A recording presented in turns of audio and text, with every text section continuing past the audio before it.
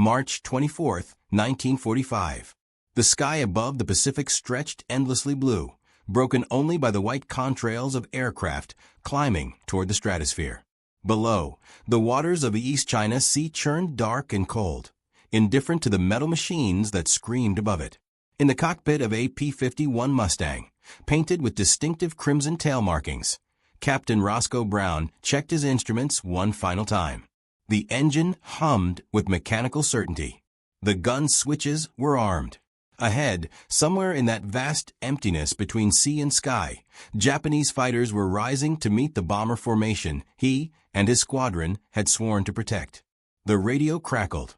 Contact confirmed. Zeros inbound. Brown's gloved hand tightened on the control stick.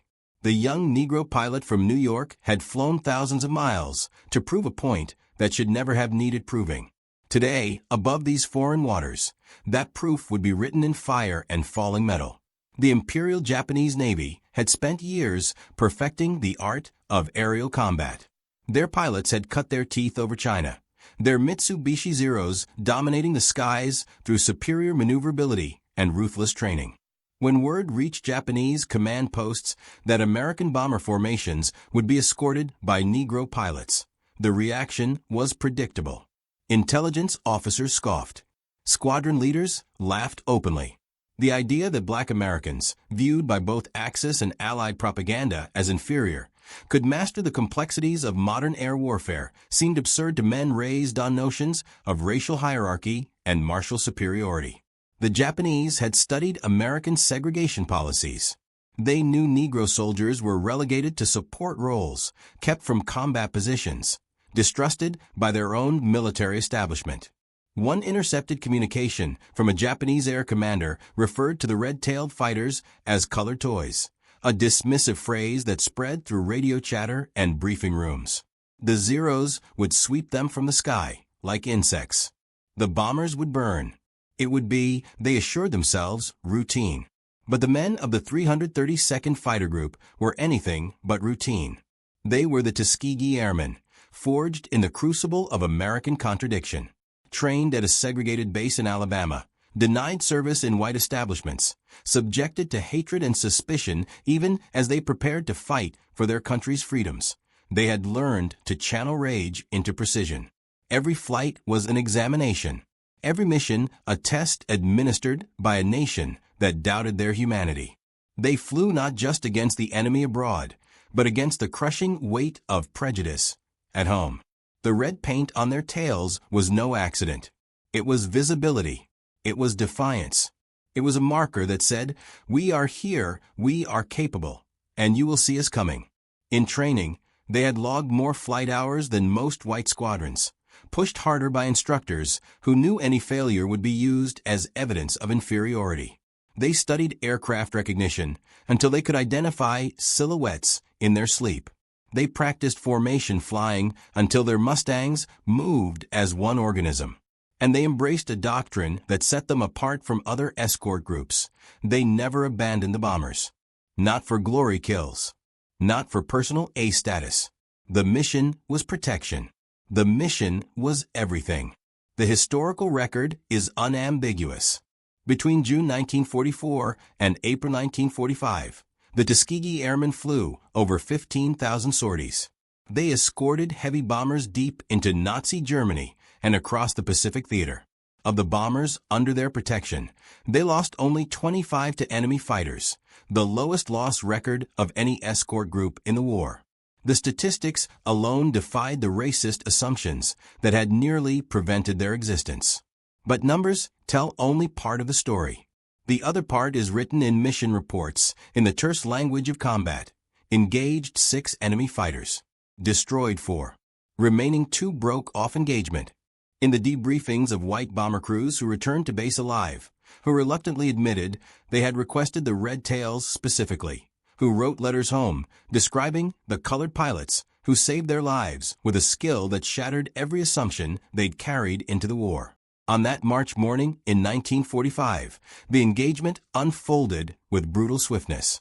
The Japanese Zeros came in fast, diving from altitude with the sun behind them, an attack pattern perfected through years of combat. They expected confusion among the escorts, perhaps panic, certainly the opportunity to slip through and reach the vulnerable bombers. Instead, they met a coordinated response that spoke of discipline and tactical sophistication. The red-tailed Mustangs broke into elements, covering each other with practiced precision. Brown pulled his aircraft into a climbing turn, cutting inside a Zero's attack angle. The Japanese pilot, realizing his mistake too late, tried to outturn the Mustang. But the P-51, with its superior high-altitude performance and powerful Rolls-Royce engine, stayed with him through the maneuver. Brown's gun sight settled on the Zero's fuselage. He pressed the trigger. 6 50-caliber machine guns roared. Tracers stitched across the Zero's wing root. Smoke erupted. The Japanese fighter rolled inverted and spiraled toward the sea, trailing black streamers of burning oil. Across the engagement zone, the pattern repeated. The Zeros, so deadly in the hands of experienced pilots, found themselves outmaneuvered and outfought.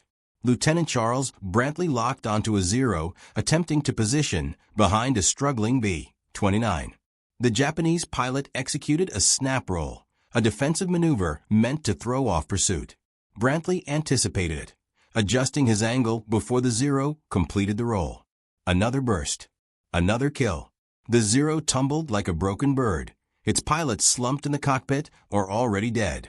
Within minutes, the Japanese formation was shattered. Those Zeros that survived fled eastward, abandoning their attack, radioing warnings that the intelligence had been catastrophically wrong. These were not inexperienced colored pilots flying toy fighters. These were warriors of the highest caliber. The transformation in perception was neither immediate nor universal, but it was real. Japanese pilots who survived encounters with the Red Tails learned to respect the crimson markings, to understand that those aircraft represented danger, not opportunity. American bomber crews, many from segregated southern states, found their prejudices colliding with the reality of their own survival. It was one thing to believe in Negro inferiority when surrounded by the reinforcing structures of Jim Crow society. It was another thing entirely to owe your life to a black pilot who had pulled a Zero off your tail at 20,000 feet. The cognitive dissonance was profound. Some resolved it by clinging to their racism, inventing excuses, maintaining the internal lie. Others, confronted with undeniable evidence, began the slow and painful process of reassessing beliefs they had held since childhood. The war did not end racism. But in certain cockpits, in certain moments of clarity purchased with blood and fire, it planted seeds of doubt in the old certainties. The red paint on those Mustang tails became something more than identification. It became a symbol carried through the skies of two theaters of war. For the Tuskegee Airmen themselves, it represented visibility in a society that preferred to render them invisible. It was a refusal to be erased or forgotten. For the bomber crews they protected, it became synonymous with safety, with the knowledge that someone was watching their backs even when flak filled the sky and enemy fighters swarmed. For the white military establishment that had resisted their creation, it became an uncomfortable reminder that competence and courage were not bound by skin color. And for the Axis powers, who had studied American racial divisions, who had hoped to exploit those fractures, it represented an inconvenient truth that the ideals America preached, however imperfectly practiced, could produce warriors as skilled as any in the world. The strategic impact extended beyond individual engagements.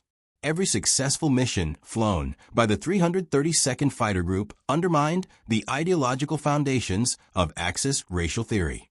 The Nazis had built an entire worldview around notions of Aryan supremacy.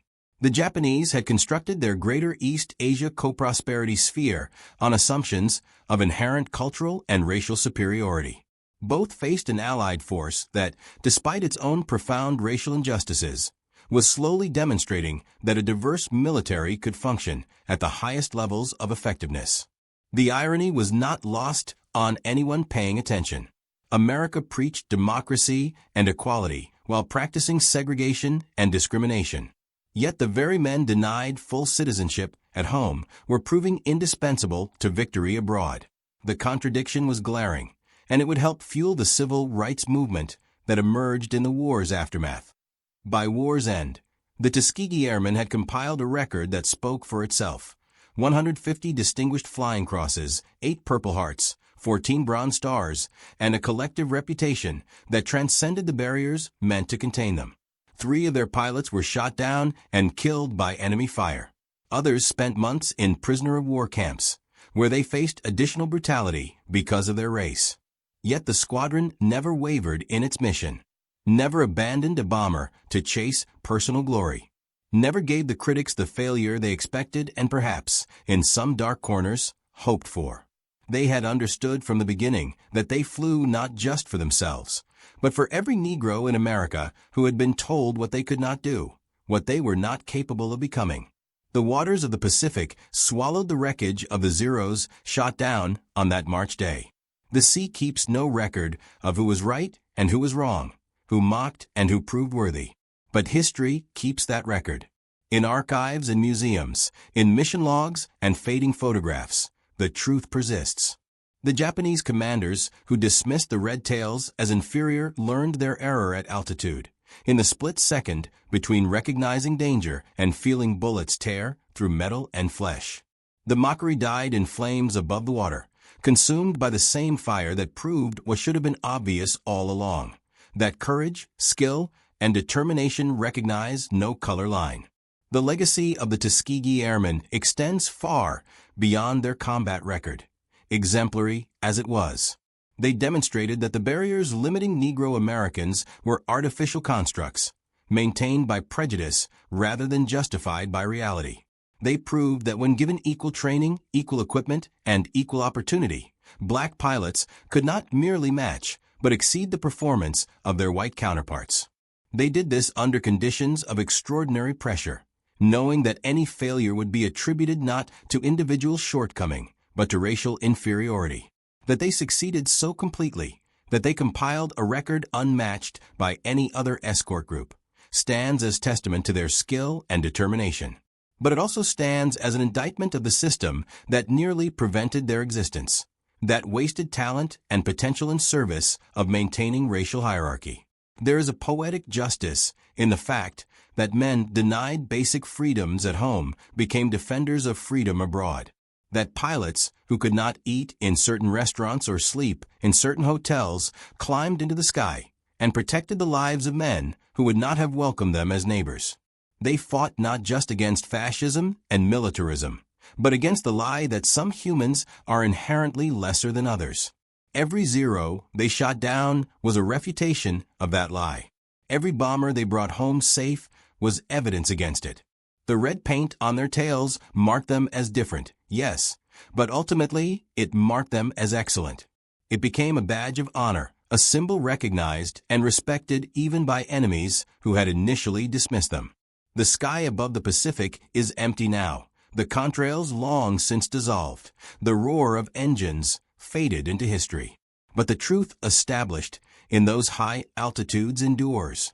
The Japanese commanders who mocked the Red Tails lie in graves or lived into old age carrying the knowledge of their error.